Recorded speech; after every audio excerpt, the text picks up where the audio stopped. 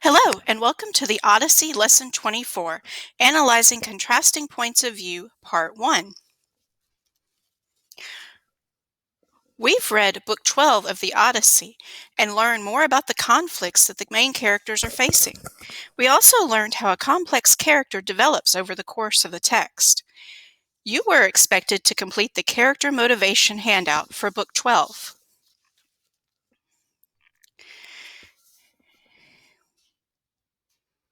In the previous lesson, we read about Circe's instructions on how to handle the deadly sirens, and we also read about what happened when Odysseus and his men actually encountered them. Today we will reread select passages, and then we will explore how a contemporary poet and painter represented this scene from the epic. Today we will analyze the representation of the siren scene from Book 12 in a visual medium. We will also reread, annotate, and analyze this critical scene from the Odyssey. You will need digital access of Ulysses and the Sirens, the Contrasting Points of View handout, the Character Trait resource, your Reading Response Journal page, thesaurus.com, mythweb.com, and pantheon.org.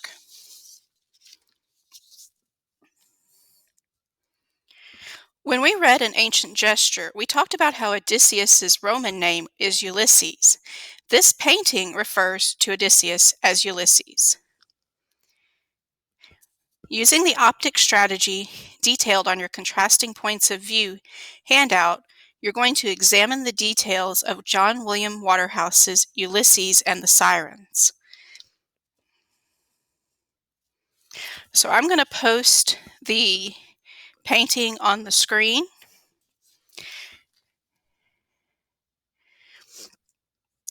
And you're going to use the optic strategy to analyze it.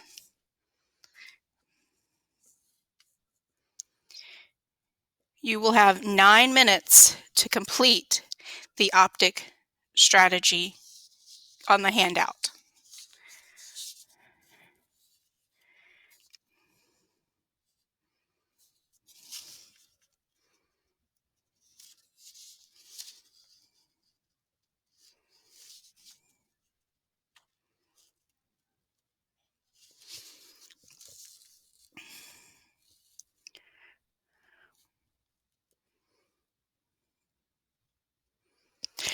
Now, I want you to complete Activity 2 on your handout.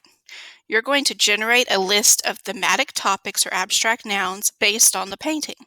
The following list includes thematic topics or abstract nouns that are based on the play Romeo and Juliet that we will be reading: love, betrayal, hatred. Remember that we have generated a list of these before in Lesson 14. You can use your summary chart for informational text if you need examples of thematic topics. You will have about 2 minutes to complete this part.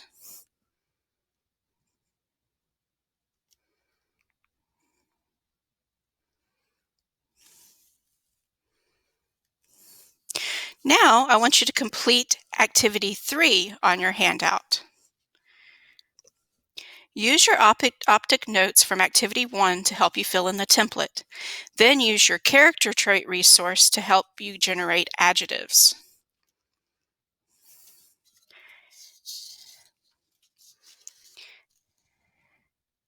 Remember that a thematic statement is a sentence that describes how the author's vision about the human condition is revealed.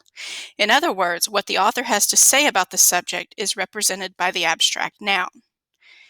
Thematic statements should be declarative sentences, should be universal. In other words, they can apply to many other texts. They should not be bound by time period, genre, culture, etc., and they should reveal truths about human nature. So you're going to create a thematic statement based on the abstract noun you chose for Activity 2. Let's look at the example from Fahrenheit 451. The abstract noun would be censorship, and the thematic statement would be one of the most dangerous qualities of a controlling society is censorship.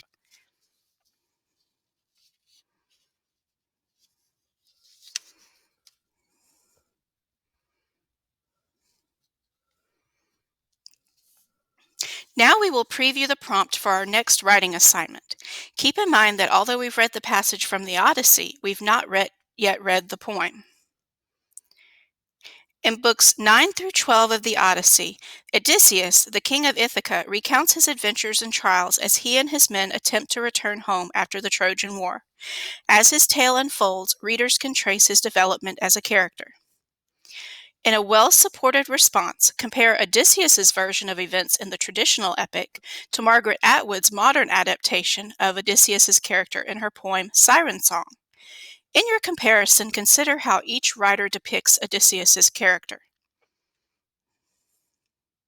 So you're going to want to answer, what is the topic of your essay? What task is the prompt asking you to complete? What elements will you need to consider as you read the text? For question 4, you're going to want to consider what were some of the traditional gender roles of the ancient Greeks and Romans. And for question 5, you're going to want to discuss and think about how would a poem written by a feminist poet in the 20th century shed new light on the character of Odysseus. You're going to have about 7 minutes to complete this part.